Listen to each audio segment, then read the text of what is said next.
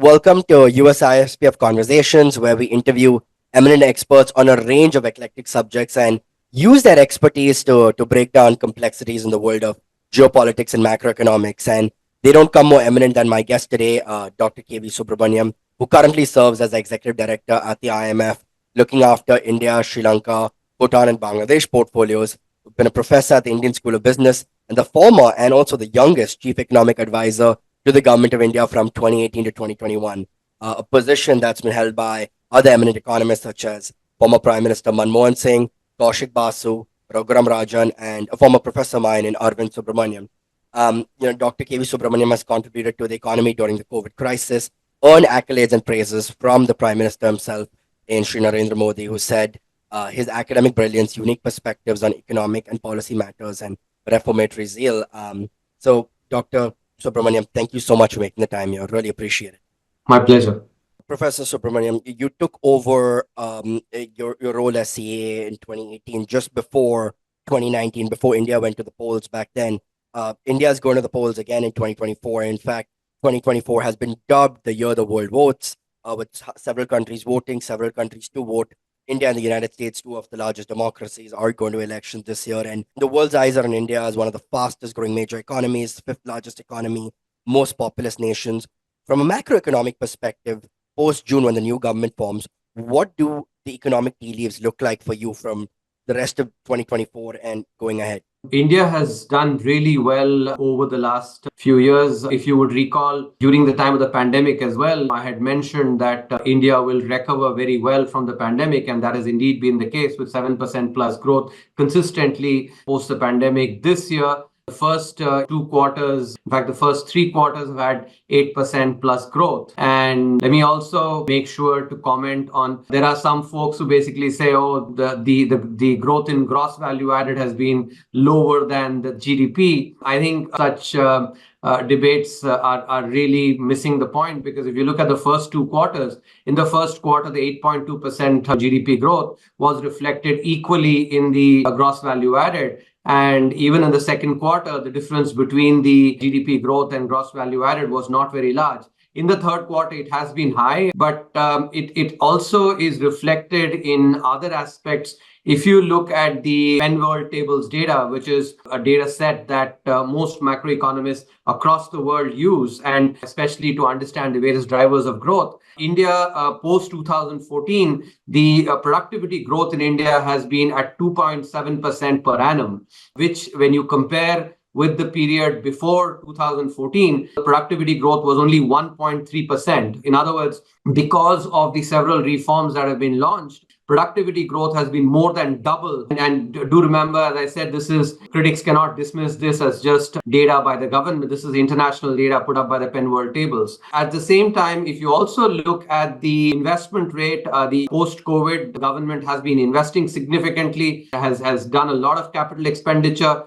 And it is a combination of the higher productivity together with the investment that is really driving growth. So the Indian economy enters this election with very good growth. But at the same time, this growth has been tremendously inclusive as well. The recent data that came up on the per capita consumption expenditures showed that there's been a dramatic decline in poverty from about 12.2% in 2011-12 to 2% in 2022-23. Also, if you look at inequality as well, and this is also spectacular, that both urban and rural inequality have declined. Urban Gini has declined from 36.7 to 31.9, and the rural Gini has declined from 28.7 to 27.0. I must mention that, again, that seems to be the case when there is good news on the economy. Some critics want to actually dismiss it by pointing out non-existential flaws in it. And here my predecessor, Dr. Sujit Bhalla, has explained very clearly that the consumption surveys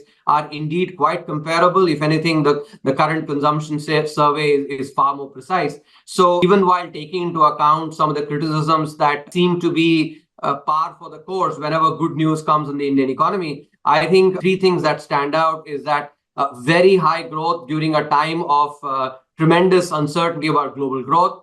significant decline in poverty over the last 10 years because of the very sharp, well-targeted welfare policies that have been implemented by the government, which has also resulted in tremendous declines in inequality, both in urban and rural areas. So India enters these elections, unlike the case in other economies, with both macro and micro aspects of the economy looking very, very good. Dr. Subramanian, you've touched on a lot about India's inclusive growth, and I want to use that to segue into the next couple of questions. I mean, because you forecasted a 7 to 8% growth rate for India, and we hear about the government's vision of a $5 trillion economy, and you've written the strategic blueprint for India to become a $5 trillion economy, and India is somewhere closer to 4 right now. But at a time of global headwinds and sluggishness that we've seen, why has India bucked the trend? What has made India an exception and with consistent growth? So this goes back to the policies that India implemented during COVID. If you look at the policies that were implemented by all the advanced economies during COVID, they primarily focused on demand side policies. Now, I remember as the chief economic advisor being involved with the policy making at that point in time, around April of 2020, when the lockdown was happening and COVID was really sort of surging across the world. I remember agonizing about what is this crisis all about, because all of us had learned that every crisis is a shock to demand because people's earnings are impacted. But what made me agonize is that this seems to be different, because for the first time, governments have actually locked down the economy and have asked people to stay back home. The confusion initially for me was that this has to mean something different compared to previous crises, and therefore the template that has been employed to handle previous economic crisis cannot be just replicated or imitated. And then over a course of a few weeks, a lot of reading, I actually came to the conclusion that COVID will mean a huge supply side shock. And therefore, the diagnosis of the crisis, COVID crisis, as a twin shock, both to demand and supply, led to India being very different from every other country in the world by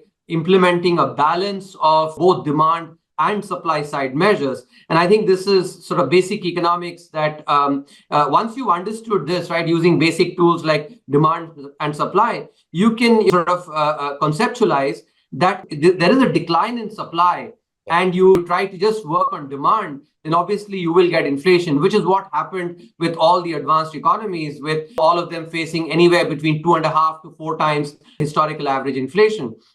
And that is because they only worked on demand because they did not diagnose the crisis correctly. As I said, India diagnosed the crisis correctly and therefore implemented both demand and supply. And therefore, we actually had higher impetus for growth, as you can understand that with supply side measures and demand side measures, both reinforcing on the growth aspect. But at the same time, that also led to inflation not being as high, because the impact on price, basically the increase in demand, which leads to an increase in price, actually is compensated by the increase in supply. And that is why India actually was able to have much higher growth along with relatively low inflation, despite a once-in-a-century pandemic being followed by the Ukraine war that had its own supply side issues as well. So bottom line, India diagnosed the crisis correctly, had the courage of conviction then to say that advanced economies and all their economists maybe seem to have not gotten their diagnosis correct. But we will basically implement sui generis policy because we've diagnosed the crisis correctly. So the reason India has been a positive outlier has been because of correct diagnosis. I think it also is very important here to make sure that a lot of credit goes to the decision makers, especially the Honorable Prime Minister, because it's one thing for a advisor to advise having diagnosed the crisis, as I mentioned, but it's another thing to basically buck the trend when all the G7 and the advanced economies were just implementing demand side measures, for the Prime Minister to have implemented both the supply and the demand side measures and also embarked on reforms at that point in time. So I think it is that courage of conviction together with sharp diagnosis that is what has put India on a very different positive growth track. When you were CA, there was no rule book to dealing with the COVID-19 crisis because no one had seen it before. And not too long ago, India was called Fragile 5 countries. And of course, India was tested severely during COVID, the second wave. had sadly lot of loss of life, and the healthcare system was tested. But India came from the fragile five to now becoming a formidable five in literally a G5 economy. So is the days of fragile five prognostication behind us? Far, far. Let me mention, Akshobh, that the Fragile Five, that diagnosis was in 2013, more than a decade back.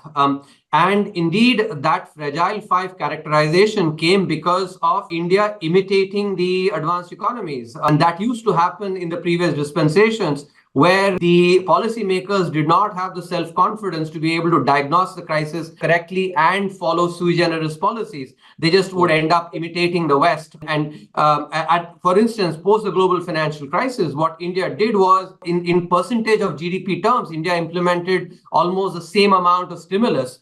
Now, it is important to understand that in emerging economies like ours, supply side frictions, and frictions are basically, these are sort of a catch-all phrase that economists use for things that sort of obstruct on the, let's say, on the demand or the supply side, much like friction in physics. So in emerging economies like India, supply side frictions are far more salient.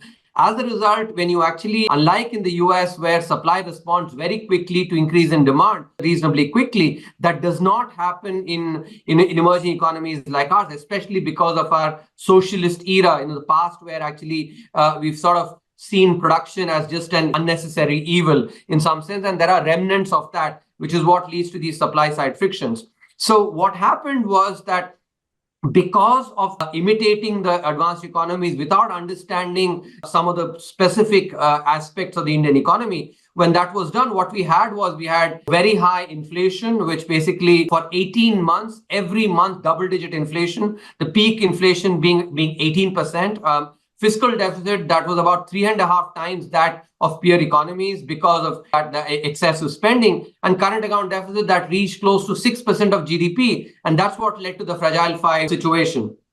Now, in contrast to that, India actually has, as I explained earlier, had the self-confidence and the courage of conviction to be able to implement a sui generis policy that has actually led to very good economic growth. Even on the, you brought the second wave, and I think it's important for me to put numbers in perspective. If you take the United States and look at the deaths per million, the deaths per million in the United States were about 350. Now, even accounting for some critics basically and the WHO, etc., saying that deaths in India may have been undercounted, etc., the deaths per million in India were actually 1/10 of that, about 35 per million. So even if, let's say, you were to allow for some of the critics' arguments that, oh, deaths are undercounted because of the second wave or the first wave, even if you multiply that by 3-4 times, we still have done much better than any of the advanced economies. Even if you take the UK, again, deaths per million, very similar, about 300 plus. Even a country like Sweden, that was actually written about so much for not having implemented lockdowns, etc. Even Sweden had about 250 deaths per million. And in contrast, India had only 35. And as I said, multiplied even 2-3 times, actually, even then, India has done far better than the advanced economies. So even allowing for some of the critics, their criticisms, I think the numbers reveal very clearly that India did very well. Do keep in mind that unlike none of the Western economies actually shared their vaccines with the developing world, India, on the other hand, actually shared its vaccines with more than 100 countries. So not only did India vaccinate its own population, but India actually displayed moral leadership in sharing its vaccines with the rest of the world. Unlike those, the advanced economies were supposed to be the leaders and should have shared their vaccines with the developing world. So when you put it in holistically, the way we've performed on the economy, the deaths per million, in terms of which basically illustrates that performance on the health side, and having vaccinated the entire population, also having shared vaccines with developing economies, that shows how India has been spectacularly different, positively different compared to even the advanced economies. If you just look at 2047, we're talking about institutioning a whole set of reforms, and the reforms take a while. Some of the reforms that you've touched on are particularly taxation of the informal economy and formalizing a largely very informal economy. Talk me through this. Is it possible in a country that's still seen as primarily an agrarian economy? How do you formalize these sectors? As for 2047, I have this book that is forthcoming It should hit the stands in a couple of months in June, which is titled India at 100, Envisioning Tomorrow's Economic Powerhouse. And let me give you the sort of a bottom line. I talk about all the reforms. There are chapters that are basically covering all the reforms that are required, not just taxation, ease of doing business, on judicial reform, bureaucratic reform, education, healthcare. Let me sort of focus on the bottom line prediction for what India can be in 2047. So here, I want to point out that there are some predictions that have been made. For instance, a global consulting firm, EY, has predicted that India will be a $26 trillion economy in 2047. Goldman Sachs has predicted that India will be a $50 trillion economy in 2075. Now, both these predictions actually miss the point because of one important assumption, which is that they assume that the rupee-dollar depreciation, the depreciation of the rupee compared to the dollar, will be the same in the next 2.5 decades as it has been in the past. So if you look at the data in the past, the annual depreciation of the rupee has been about 3% plus, 3.5% per annum. Now, if you look at the economics that long periods, what drives the overall level of depreciation of a currency? It is actually comprised of two parts. There is the nominal depreciation, which basically is comprised of real appreciation or depreciation, plus the inflation differential. In other words, the difference in inflation. So historically, India's inflation has been over 7%. US inflation has been about 2%. So the difference in India's and US inflation has been more than 5%.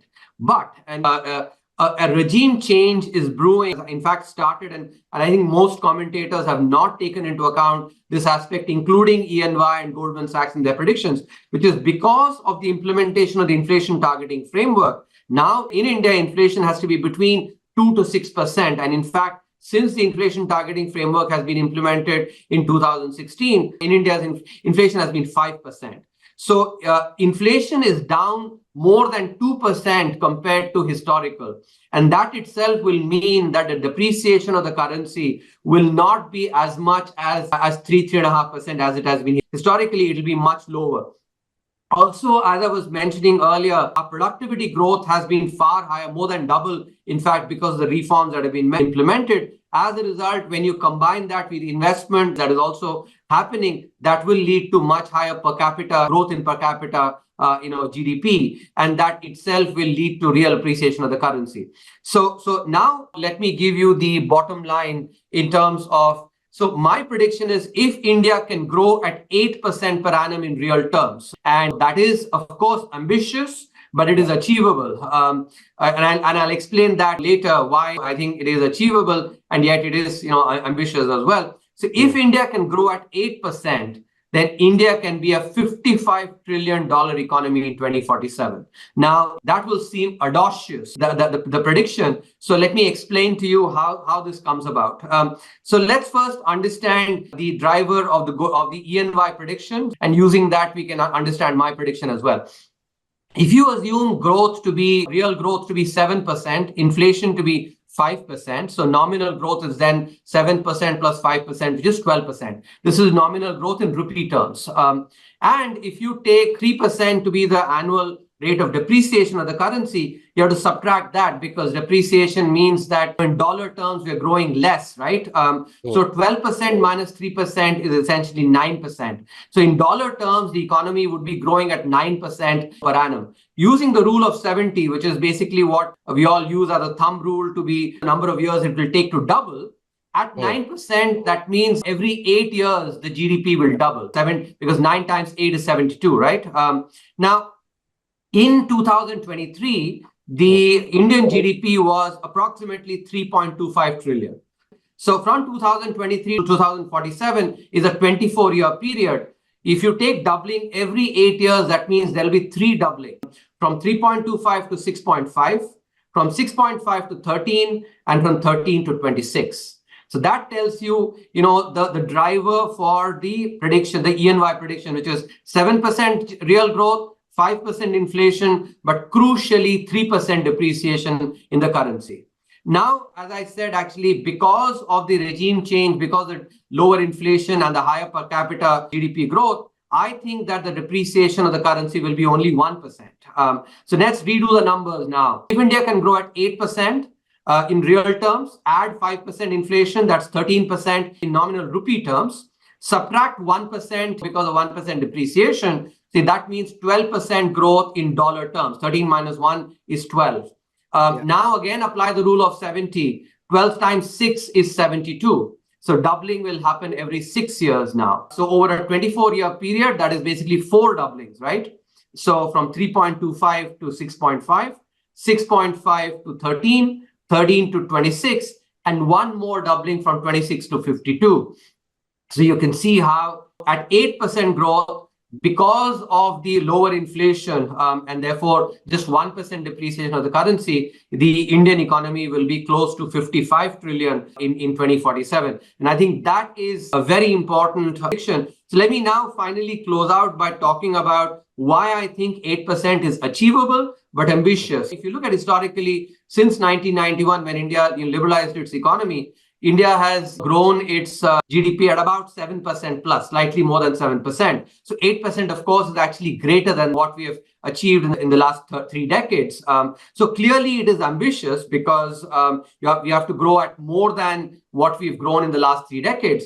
But I think China's growth trajectory is demonstrative of the fact that if you can strengthen your domestic economy, if you look at China, about in 2006, 2007, its GDP per capita level was similar to that of India today. From that time to now, about 2 decades, it has grown at close to 8%. So there is no reason why India cannot grow by, because the same demographic dividend is something that India can enjoy as well. Now, to circle back to that observation of yours about the informal economy. So the growth can come from 3 main sources. One is basically the informal economy becoming far more formal. And that has already started happening in the last 10 years because of public digital infrastructure, far more use of digitization. Economy is becoming far more formalized. So the first driver would be actually a lot of activity in the informal sector coming into the formal sector, which will enhance productivity because firms, in the formal sector are on average much more productive than those in the informal sector. So that's the first driver. Second driver is firms in the formal sector itself catching up with the productivity of the firms, in the advanced economy. Our Indian formal sector firms still are not at the cutting edge compared to some of the advanced economy firms. So that's the second driver of productivity. And third, which is when informal sector activity becomes formalized, that itself basically gets counted, more into GDP calculations, because informal sector activity does not get captured into GDP calculations, while formal sector activity does get captured. So these 3 will together actually ensure a good amount of reforms to deliver 8% growth. And as I said, bottom line, if India can grow at 8% from now on till 2047, India can be a $55 trillion economy that rivals the size of any of the large economies that would be there at that time, be it maybe the United States or China. India will be shoulders to shoulder with any of these economies at that time. Ease of doing business, obviously, that got codified as a World Bank term. And when Prime Minister Modi took office in 2014, he spoke about improving India's ease of doing business framework. And we've seen India excel in this metric. It's been a decade since Prime Minister Modi's been in office, and plenty of reforms have come in. As much as you're sanguine about the Indian economy, where at all would you point to lacunas? Would that be in infrastructure spending, healthcare, manufacturing? As we touched upon, India went from agrarian to services, perhaps not investing as much in manufacturing the way China did. What are the areas that you'd be concerned about, or you think India needs to do more on to achieve that 55 trillion by 2047 that you see it as? So these are aspects that, as I said, I've covered extensively in the book. Broadly, let me share with you. I think it's important to some of the process reform, bureaucracy, the judiciary. I think that is important on healthcare and education to make sure that our human capital is enabled much better. So these are all really critical for India to grow. So in the book, I basically talk about a 4-pillar strategy for India to grow at 8% and thereby become a $55 trillion economy. First pillar is a exclusive focus at the macroeconomic level on growth and growth alone. So macro policies have to basically be focused on only one objective, which is growth and growth alone. The second pillar is growth that is both socially and economically inclusive at the microeconomic level. So that's the second pillar. There are various aspects, including climate change, including high quality jobs, and their manufacturing matters a lot because manufacturing can create those kind of high quality jobs. The third pillar is thinking about wealth creation and especially ethical wealth creation as basically the objective to further among our industrialists. And the final pillar is a virtuous cycle triggered by investment. So these are the four pillars that India needs to actually focus on to be growing at 8% and thereby become a $55 trillion economy by 2047. Dr. Subramanian, you've been very generous with your time, and I'll get to the final question. Obviously, you're at USISPF. We speak about US-India commercial relations, given US-India trade, which in 1991 was very negligible, to now over 200 billion. Minister Goyal has spoken about it becoming a 500 billion, and at some point $1 trillion in trade, and digital trade is on the up. There's so much happening in critical emerging technology, clean energy investment, healthcare, work with the Quad and the I2U2. Where do you see US-India commercial relations, given that you've got your finger on the pulse on the macroeconomic landscape of the I think this aspect is something that both countries' leaders have actually emphasized repeatedly, which is the partnership between the world's largest democracy and the world's oldest democracy are actually, it's a very natural partnership. India has been a country that has always prided itself on its moral leadership, the kind of culture and the ethos that India has had. Therefore, aligns very well with the responsible leadership that the United States has displayed as a global leader over the last more than half a century. So I think these are natural allies who will benefit enormously from trade. I think a very large Indian diaspora here in the United States is, and it's a very high achieving diaspora, has been very instrumental in contributing to growth in the United States, especially in the high technology sectors. And so these are natural areas for trade between these two countries will actually only increase. And I think I would urge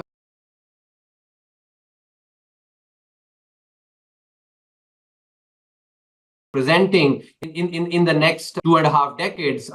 If India is going to grow at, as I said, at 8% in real terms, 5% inflation, and only 1% dollar depreciation, US investors can be looking at 12% dollar return. And I think that is the kind of return that I don't think they will be able to make anywhere else, any other country. And of course, some particular industries will grow faster than the average of 12% as well. But on average, 12% dollar return actually is something that is, I think, something to die for. I hope that the investors therefore see the phenomenal opportunity that India presents in the next 2 decades. Absolutely. Well, Dr. Subramanian, thank you for painting a very extensive, exhaustive picture in the limited time that we have of the Indian economy, where it's going. So India is a bull market, and India for the long-term investors is, and the 55 trillion prediction for 2047. Dr. Subramanian, thank you so much for your time. My pleasure.